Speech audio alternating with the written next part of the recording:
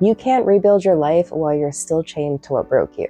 If you keep replaying old pains, old stories, or holding on to people who drained you, it's like trying to run a marathon for the first time with ankle weights on. Let's talk about how to actually let go and build confidence that doesn't depend on anyone else. You didn't choose this mess, but you do get to choose what comes next. Welcome back to the Restart Life Mama. I'm Bev, and around here we talk about rebuilding your life after the breakdown. If you're a single mom who's barely getting through the day, unsure how to adult, or feels stuck trying to heal and move forward, then you're in the right place. We do healing with humor, growth with grace, and we don't wait for confidence to begin. We learn to just begin, because your best years aren't behind you, babe. They're rising from the ashes right in front of you. Make sure you hit subscribe and turn on notifications. All right, let's get into it. How to let go of negative attachments and build confidence with just about everything else. The first place to start is awareness. Identify what you're still attached to. You can start with asking yourself, what am I still holding on to that's keeping me stuck? Your answers can be a relationship that ended but still has control over your thoughts, emotions, or finances, to name a few things. A belief that you should be further along. Guilt or resentment you've carried for years. Or maybe even it's the story you've been holding on to as your identity. There have definitely been many times throughout this journey where I come to a stage and something new pops up. But being aware that things like this can keep you stuck will allow you to notice it and move accordingly. Regardless, awareness is your first step into freedom, because you can't release what you won't admit you're still carrying.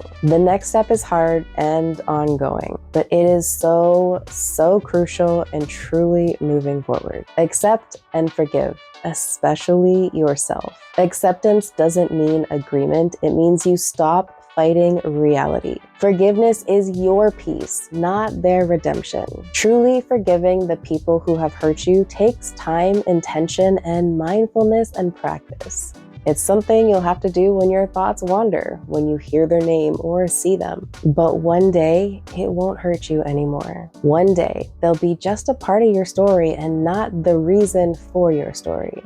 And something that's not talked about nearly as much as it should be is forgiving yourself and setting yourself free from the story you once upon a time had. You can say it out loud. I release the version of me that stayed in the pain because she didn't know she deserved better. She did her best, and I thank her. I love her, and I set her free. So I can step into the version of me that can thrive and build and create and not just survive.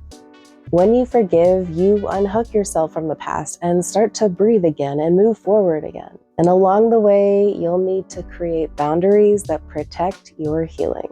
Every time you say yes to something that drains you, you're saying no to yourself and your peace. Start by defining your non-negotiables, like no more answering texts that reopen old wounds. Saying you've had enough when dealing with manipulators. Choosing to protect your body, mind, soul, and growth journey. No more saying sorry to make others less upset or for needing time and space for yourself. Your boundaries are how you teach people how to treat you and how to remind yourself that you're worth protecting. And remember, if someone has a problem with you setting a boundary, it's probably because they were benefiting from you not having any. Replace the negative self-talk with truth. The voice in your head can be your biggest enemy or your biggest ally. Start noticing every time you call yourself names or predict a failure. Then reframe it. I always mess up. Turns into I'm learning through experience, which also includes mistakes. I'm not good enough. Turns into growth takes time and imperfect action. Don't get me wrong, this isn't being an optimist or being a positive person. You're replacing your harmful self-speech that's been breaking you down and sabotaging your journey with real facts that are your truth. Confidence doesn't just come from pretending, it comes from truth. So you've got to rebuild confidence with small proofs. Confidence isn't just built in your mind, it's built through your emotions. Do one small thing every day that proves that I can trust myself. Keep one promise to yourself. Try something new and celebrate every win, because no matter how tiny, those become the building blocks of unshakable confidence. Not only does confidence come from your mind and through your actions, it's also in your surroundings. Surround yourself with what feeds you.